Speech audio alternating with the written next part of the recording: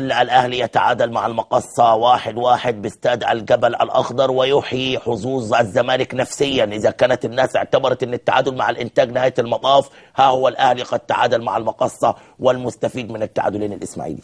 اكيد يا فندم، هو الماتش حل ازمه الزمالكاويه قبل ما يعدي على 24 ساعه نفسيا. طبعا هي كانت غير مبرره، ولكن حل الازمه ومش كده وبس، وقلل من السقف بتاع تصريحات جوزيه والطموحات اللي كانت غير منطقيه برضه في جوزيه. ابو تريكه يدخل نادي المئة بضربه جزاء في مرمى المقصه، يعني 100 هدف ابو تريكه في نادي المئة بهذه الركله. محمد، يعني ابو تريكه دخل نادي المئة.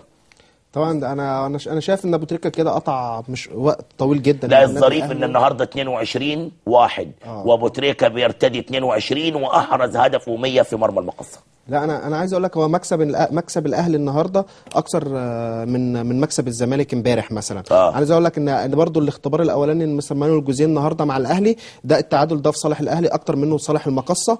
انا شايف ان النادي الاهلي كده بدا يستعيد عافيته الفنيه. الراجل لسه بيدور برضو جوه النادي الاهلي، وبيحاول ان هو ينقب عن اللعيبه وعن مستوياتهم، خصوصا ان انت عندك غيابات كتير. عندك حسام عاشور، عندك محمد طلعت، عندك حسام غالي، في ناس بعيد بره. خلي بالك برضو عن الملعب، غير عماد متعب لسه محتاج فتره انسجام. اذا كان ابو تريكه وبركات برضو بيحاولوا يستعيدوا يعني لياقتهم البدنيه ومستواهم. ولكن محمد، هذا لا يمنع الهدف رقم 100 في مرمى المقصه، ولكن المقصه يؤدي مباراه تليق بالجهاز الفني ومجلس الاداره، مباراه كبيره لكابتن